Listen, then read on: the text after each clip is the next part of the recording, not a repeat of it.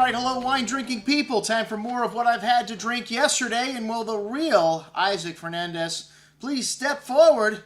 Yes, for those of you that came to the event and saw our email promotion, you may have realized that Isaac Fernandez in the picture that we sent out to promote the event wasn't the Isaac Fernandez that was here at the store. And go figure. There's two Isaac Fernandez consulting winemakers in Spain?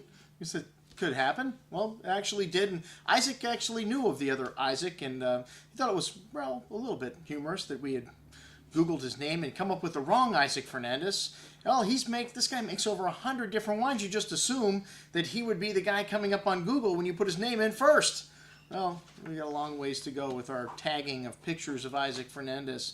Anyways, we're going to try to straighten that out, as once we put it up on the Wine Watch website, you know, we have a pretty good positioning on Google, so hopefully we'll get Isaac out there for anyone else that Googles his name, the real Isaac Fernandez. Anyways, Isaac, as I said before, makes over 100 different wines. He's one of the most sought-after consultants in all of Spain. So, of course, when Antonio from Terra España asked me if I'd like to do a tasting with Isaac, I jumped at the chance, because Isaac makes wine for the people. This is one of those things, you know, he's even though he's considered one of the greatest winemakers in Spain, consulting winemakers, he doesn't have a lot of $100 wines coming out. You know, he's not coming out with a lot of these wines that are unattainable for the common person, for the average person.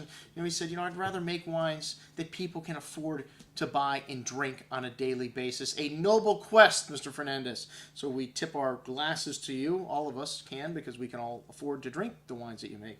And Isaac makes wines from Cava, his newest venture, all the way to Ribera del Duero and Boval, Utiel, Requena, an area which I'm not familiar with, even though I've been to Spain several times.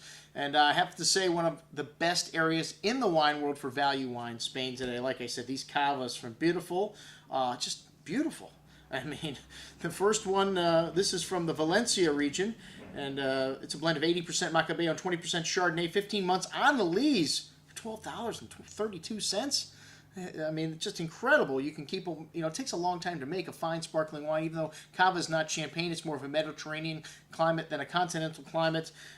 This wine's got quite a good amount of complexity here. Some lovely fresh apple, lemon, citrus fruits, notes of almond, and a slight briny character to the nose. Really nice intensity on the palate with green apple, lemon, citrus fruit, some chalky minerally notes, a nice salty hint to the end. Leaves the tongue salivating for food. A very good little wine. Like I said, for the money, hard to beat. But the rosé to me was a little better, and this is this Utiel Requena province, where this comes from, the Valencia province rather, and 900 meters high, and a little more of a continental climate than the Fernandez, where they make Cava. Actually 100% Grenache, this rosé, around 8 grams of residual sugar, so a little sweeter, 18 months on the lees, a little more complexity here, a pretty nose of strawberry and cherry fruit with pretty floral highlights. Again, a little slight briny nuance, salty nuance to this wine. A good amount of that red berry fruit on the tongue, strawberry, really perfumed floral notes coming through on the finish, some red licorice spice, and a fine mousse. Very good stuff at the same price. Wow. Man, definitely the values in this tasting, the Cavas, if you like sparkling wines. The Erego. Let go my Erego. Next. This is from Rueda, and this is a wine produced by Isaac in partnership with a winery whose modern-day operations began in 1941. Wow, the winery is located in the heart of Rueda, just near the Douro River, and they have over 80 hectares of vineyards there. Lime, citrus fruits, wet stone-like mineral notes to the nose with lemon blossom. Really clean and focused bouquet here. Clean and refreshing on the tongue with a good amount of intensity here. Some white floral notes and mineral notes, lemon, lime, citrus. Leaves the tongue salivating for food for $11. Man, a really good little value for a crisp and refreshing whites. Highly recommend it. All right, the Accentor Grenache. This wine's from Catalunya. I don't know how you say that. Anyways, this is an area where they make very good Catalonia, very good Grenache over there near Barcelona. And this wine's produced from old vines, 50 years or older, and really 700 to 1,000 foot above sea level. Iron-rich soils here, many large stones. You get a really lovely cherry pie fruit to the aroma, some fresh flowers, herbs, a little meaty note. Smooth red berry fruit on the tongue with fine tannins. Nice freshness, that pretty floral note shining through at the end, and a lot of that cherry pie fruit, a hint of spice. A very good little wine for 11 bucks. Again, wow is all I can say. I kept looking at the prices and tasting the wines, as did everyone in the room. The Beauval, a little bit of a weird one. This Beauval wine comes from old vines growing at over 3,000 foot elevation. Very unique bouquet here, wildflowers, red cherry fruit, and really nuanced, really stands out among the other wines as being different, and it is a different varietal all entirely. The Beauval grape, I never heard of before. Very zesty perfume on the palate with ripe brown tannins. A really drinkable style. Some wild floral notes showing through on the finish. Again, very fresh. Very good little wine, though, for $12.50.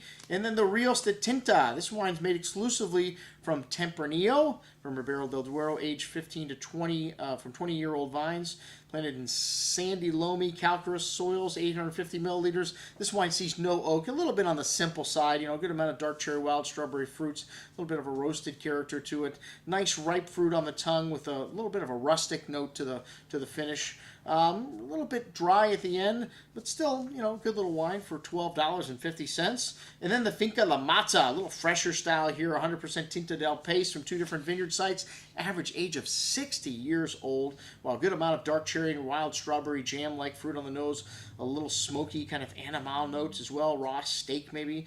Big and jammy on the tongue with dark cherry fruits. And a good amount of that dark spice espresso coming through at the end. Wine's still very young. This 2010 vintage has nice freshness though. Should smooth out with another year or so in the bottle. Very good stuff. $18.84. The Arrow Cow Wine's definitely the hit of the day. This 2010, wow, all estate fruit, aged 6 months in oak. Really lovely ripe cherry and wild strawberry fruit on the nose. Highlights of flowers, fresh earth, kind of some sweet tobacco spice. Lovely concentration and depth on the palate for wine at this price with dark cherry fruit, fine tannins, and excellent freshness. Really lovely balance in this wine. Dark spices on the finish. A very good wine. It's $16.28. And then the Selection 2004, my pick for wine of the night. 2004, an outstanding vintage in Ribera del Duero. 100% Tempranillo-based wine, a selection of older vines here. So it's about 15 months in French and American oak, bottled without filtered. And this is the new style of Spanish wine. This is just a cosecha, so the simplest classification, but a selection, as it implies, of better wines here. Really intense on the nose, dark cherry fruit, hints of that fresh flowers and earthy notes, dark mocha spice, smoky, meaty notes, a really complex bouquet of aromas, some graphite and pencil lead kind of coming out there as well. Really big on the tongue, but lovely freshness. This wine drinking really nice, but still could go another couple years in the bottle. Isaac said he didn't think this wine would last but 2 or 3 years. Well, Jay Miller says till 2020, and I would have to agree with him. Some lovely mocha, espresso, and dark cocoa on the finish. Most excellent juice, this 2004 Araucao selection. And then the Angel, also a really good wine, but $50 a bottle. Definitely a step up in price. This 2006 vintage, not quite as good as 2004 for my palate, but 20 months in new French oak, dark cherry liqueur-like fruits, sweet tobacco spice, soy, mocha, espresso. Really lovely complexity in this wine as well. A long finish. This wine has got a ways to go in the bottle still as well. Most excellent juice. And that's what we had to drink with the real Isaac Fernandez. I'm your host, Andrew Lamposoni, signing off for the Wine Watch, saying remember, always drink the good stuff first.